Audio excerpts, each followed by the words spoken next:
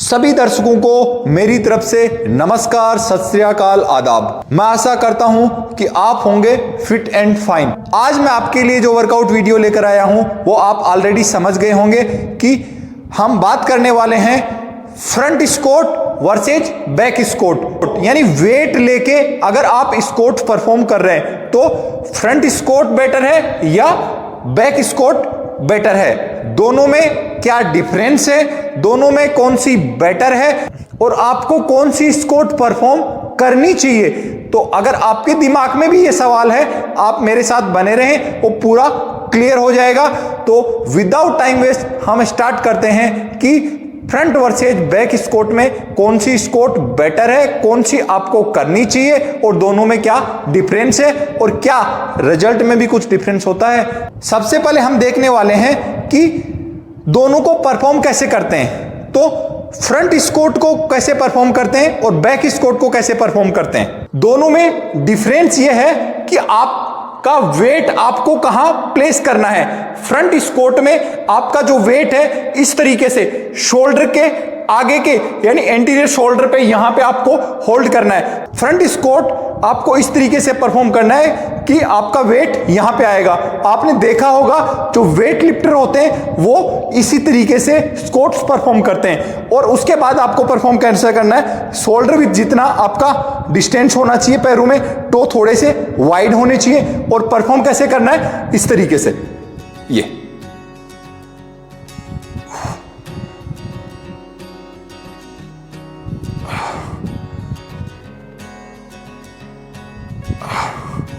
ये है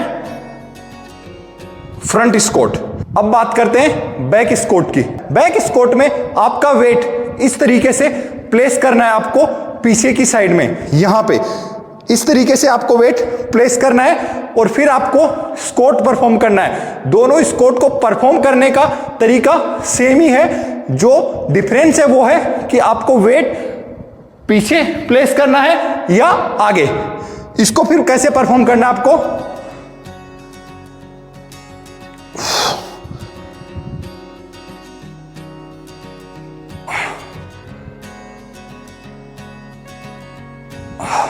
सेम तरीके से स्क्वाट आपको परफॉर्म करना है। डिफरेंस ये है, फ्रंट स्क्वाट में आपका वेट यहां आपको आगे की साइड प्लेस करना है और बैक स्क्वाट में आपको वेट यहां प्लेस करना है। यही डिफरेंस है। अब बात करते हैं कि विच इज बेटर, यानी फ्रंट वर्सेज बैक स्क्वाट में अच्छी एक्सरसाइज कौन सी है। तो ये आपको क्लियर होना चाहिए। अगर सेम वेट के साथ में आप फ्रंट स्क्वाट और बैक स्क्वाट परफॉर्म कर रहे हैं तो दोनों के रिजल्ट भी सेम ही मिलने वाले हैं। फ्रंट वर्सेज बैक स्क्वाट में ना कोई एक्सरसाइज किसी से सुपीरियर है और ना ही किसी से कम है। अगर आपने सेम वेट के साथ में फ्रंट स्क्वाट परफॉर्म किया और सेम वेट के साथ बैक स्क्वाट परफॉर्म किया तो आपको रिजल्ट भी सेम ही मिलने वाले हैं। अगर आपने देखा होगा जैसे वेट लिफ्टर जो होते हैं वो जो स्क्वाट परफॉर्म करते हैं वो वेट फ्रंट में रखते हैं यानी फ्रंट स्क्वाट परफॉर्म करते हैं, और जो पावर लिफ्टर्स होते हैं वो वेट पीछे रख के बैक स्क्वाट परफॉर्म करते हैं। तो अगर मैं बात करूं परफॉर्मेंस की, पावर एंड स्ट्रेंथ की, मसल डेवलपमेंट की, मसल स्ट्रेंथ की, आपकी पावर की, आपकी मसल ग्रोथ की, तो दोनों एक्सरसाइज से मिलने वाले रिजल्ट्स भी आपको सेम ही होते हैं। ना कोई एक्सरसाइज दूसरी से कम है और ना ही दूसरी से सुपीरियर है। अब मैं बात करूंगा कि प्लस पॉइंट और नेगेटिव पॉइंट दोनों ही एक्सरसाइज के। अगर बैक स्क्वाट में अगर आप वेट लिफ्टिंग करते हैं तो ये थोड़ा इजी हो जाता है क्योंकि आपका जो बैक है वो हल्का आगे की साइड में बैंड होता है, तो आप स्टेबिलिटी थोड़ी अच्छी मिलती है और आप अच्छी तरीके से अच्छा वेट इसमें लिफ्ट कर सकते हैं। लेकिन अगर आपको बैक पेन का प्रॉब्लम है तो इसका एक डिसएडवांटेज भी हो सकता है क्योंकि फ्रंट स्क्वाट में आपका कंप्रेसिव ओवरलोड बैक पे कम हो जाता है, तो वो उस केस में आपको फ्रंट स्क्वाट बेटर होगी।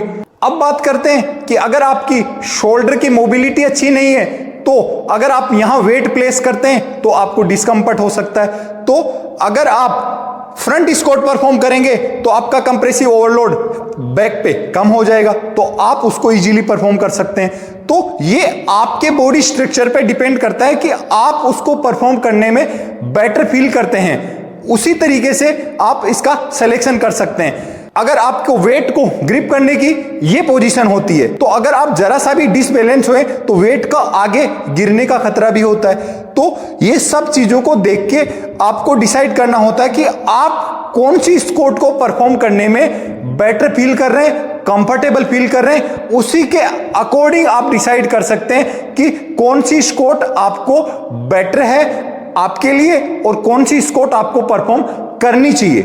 अब बात करते हैं कंक्लूजन, यानी निष्कर्ष क्या निकाला।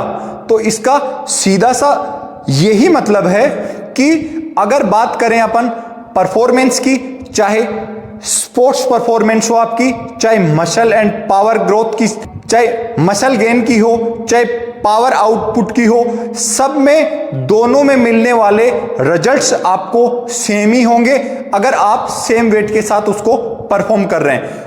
कुछ लोग कैसे होते हैं, वो फ्रंट से और बैक से दोनों से सेम वेट उठाने की कैपेसिटी रखते हैं और वो उनके जेनेटिक्स होते हैं, या आप अगर कंटिन्यू किस तरीके से स्क्वाट परफॉर्म कर रहे हो तो उसमें आप कंफर्टेबल हो जाते हैं। वेट लिफ्टर हमेशा वेट को आगे रखते हैं यानी फ्रंट स्क्वाट परफॉर्म करते हैं, और पावर लिफ्टर हमेशा बैक पे आपका वेट रख के बैक स्क्वाट परफॉर्म करते हैं। तो ओवरऑल रिजल्ट मिलने आपको सेम ही है, तो आप कोई भी एक्सरसाइज कर सकते हैं जिसमें आप कंफर्टेबल हो, वो एक्सरसाइज कर सकते हैं। इसके लिए आप दोनों एक्सरसाइज को ट्राई करें जिसमें आप अच्छा वेट लिफ्ट कर सकते हैं, अच्छा वेट लोड उठा सकते हैं। उसके अकॉर्डिंग आप चूज करें कि कौन सी एक्सरसाइज आपको सूटेबल है, और उसी के अकॉर्डिंग आपके इंडिविजुअल गोल, आपके इंडिविजुअल बॉडी स्ट्रक्चर और आप किस में कंफर्टेबल फील हो रहे हैं, उसी के आधार पर यह डिसाइड होगा कि आपके लिए फ्रंट स्क्वाट बेटर है या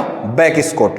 आशा करता हूं कि आप सबको क्लियर हो गया होगा, समझ में आ गया होगा कि front squat versus back squat में कौन सी स्क्वाट के क्या बेनिफिट है, क्या प्लस पॉइंट है, क्या माइनस पॉइंट है, कौन सी आपके लिए बेटर है। रिजल्ट के मामले में दोनों एक्सरसाइज सेम ही आपको रिजल्ट देने वाली हैं।